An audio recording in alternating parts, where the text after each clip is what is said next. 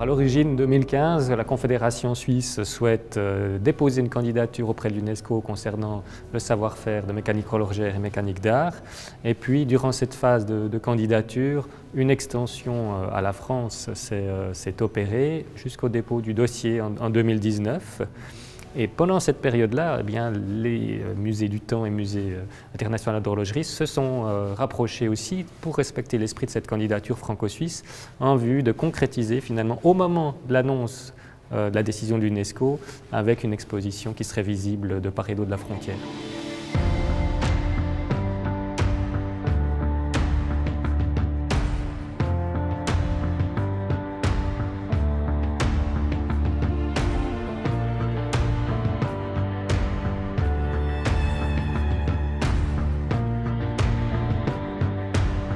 C'était aussi dans la lignée de ce qu'on souhaite faire depuis très longtemps, travailler ensemble, ces deux musées qui sont d'importants musées d'horlogerie et de mesure du temps. Et puis c'était également s'inscrire dans quelque chose qui est plus en lien avec la Chaux-de-Fonds, qui était ces 10 ans de la nuit de la photo. Et comme la photo apparaissait comme le vecteur idéal pour parler de patrimoine immatériel, voilà, ça nous a emmenés sur cette exposition.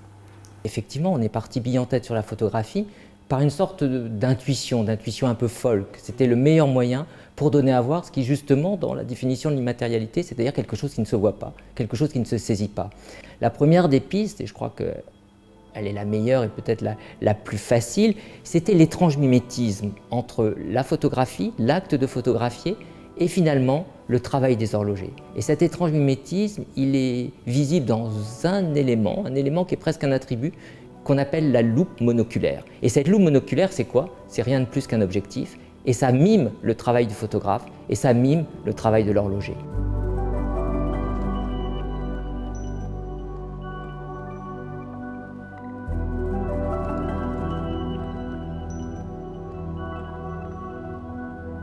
Pour choisir les photographes, il a fallu faire un cahier des charges qu'on a fait en commun, qui était assez libre, mais qui tenait compte des éléments importants qu'on voulait montrer dans cette imagerie de l'immatérialité de l'horlogerie. Et en fait, parmi la 30 à 40aine de photographes qui ont répondu à notre appel, sur le plan international, majoritairement franco-suisse, on a eu des propositions extrêmement variées qui nous ont montré à quel point on pouvait aborder ce sujet de façon différente. L'idée que nous avions, c'était vraiment de faire une seule et même exposition sur 2 sites. 2 musées qui travaillent en totale complémentarité, complicité depuis plusieurs mois, pour 2 rendus qui sont tout de même assez différents. C'est lié aux spécificités de chaque lieu. Au musée du temps, nous avons pris la décision d'affecter un étage à chaque photographe, ce qui permettait de créer de véritables ambiances.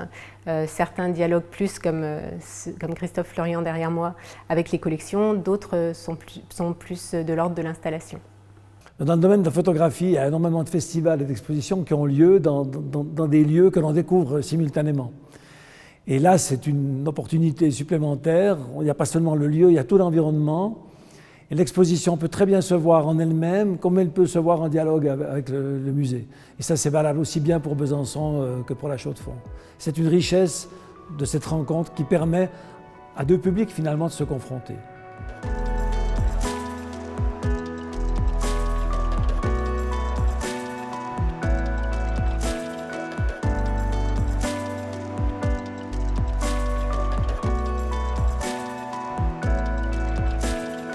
L'immatériel, en fait, photographie l'immatériel, transmission, c'est la thématique, transmission, l'immatériel photographié. On pourrait aussi le résumer avec une autre phrase, rendre visible l'invisible. Et c'est une phrase qui me tient à cœur, parce que pour moi, c'est vraiment l'essence même de cette thématique, c'est rendre visible l'invisible. Et j'ai vu, en faisant ce travail, l'importance, finalement, d'un outil, par exemple, pour un artisan. Un outil va être extrêmement important. Pour un autre, ça va être sa machine, il sera toute la journée derrière sa machine. Donc je trouvais vraiment intéressant ce contraste entre l'humain et la machine, entre l'immatériel et le matériel.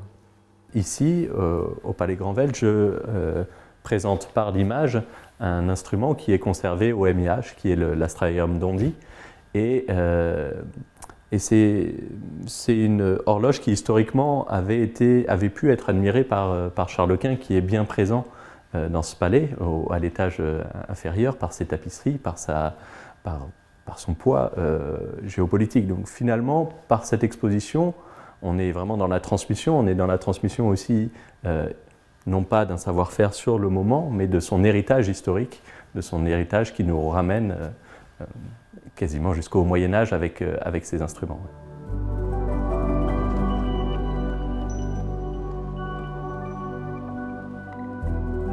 Ce territoire m'intéressait parce qu'il y avait quelque chose de très paisible. Voilà, donc j'avais envie de restituer ce que j'avais ressenti dans ce paysage, vert, le côté vert, voilà, et qui pour moi s'opposait, était un peu antinomique de la mécanique horlogère, qui pour moi est une mécanique, voilà, comme toutes les mécaniques, un peu bruyante, un peu saillante, un peu anguleuse.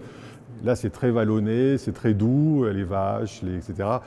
Et moi l'idée c'était de créer l'immatérialité en confrontant deux réalités qui a priori sont très éloignés, donc paysage, vue lointaine, en couleur, mécanique, vue de près, en noir et blanc, très contrasté, voilà, de jouer sur les deux aspects et d'essayer qu'entre les deux, l'immatérialité naisse. Cette notion-là de transmission, la photographie a vraiment tout son sens parce qu'elle nous permet vraiment de rendre visible l'invisible et de fait de parler de l'immatériel et de le rendre quasiment palpable. Je savais qu'effectivement on était plusieurs photographes que j'ai eu d'ailleurs l'occasion de rencontrer au début du projet. Et l'avantage d'être plusieurs, c'est qu'on avait tous un regard assez singulier, une approche complètement différente. Et c'est vrai que ça donne d'autant plus la possibilité de se dire qu'on est vraiment choisi pour sa personnalité, son originalité. Et du coup, on se sent d'autant plus libre de créer. En tout cas, pour moi, je me suis sentie vraiment totalement libre de faire quelque chose qui était une réinterprétation subjective et personnelle.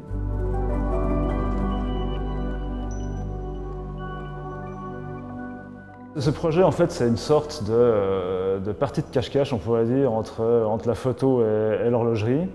D'aller regarder parfois un petit peu à côté, de constater aussi que c'est pas possible de transmettre cette idée de savoir-faire simplement par des photographies. Donc il y a ce côté un petit peu déceptif, mais je crois aussi qu'en jouant avec ça, je témoigne aussi de la poésie et du mystère qui entoure ce monde. Depuis le début de mon travail en photographie, je m'intéresse au travail de l'homme. J'ai beaucoup aimé photographier l'homme au travail pour son abandon total et sa dévotion à une tâche, même plus que pour le résultat final en soi. En remontant aux racines de ce savoir-faire, on tombe rapidement sur la transmission, puisque l'apprentissage, c'est quelqu'un qui nous donne pour que l'on puisse recevoir. C'est cette image-là de l'engagement pour un savoir-faire que j'ai voulu mettre en image. Quand j'ai présenté mon idée, j'étais sûr que c'était celle qui coulait de source. Ça semblait évident. Et en découvrant la diversité de regards, la diversité d'approches, que ce soit plastique, intellectuelle, c'est formidable parce que ça nous nourrit nous et on est d'un coup imbriqué dans quelque chose de beaucoup plus grand et de complémentaire. Et là-dessus, il faut vraiment saluer le travail de tout le jury, de tous les gens qui ont participé aux sélections parce que l'ensemble est cohérent, aussi cohérent que diversifié. Et ça, c'est beau.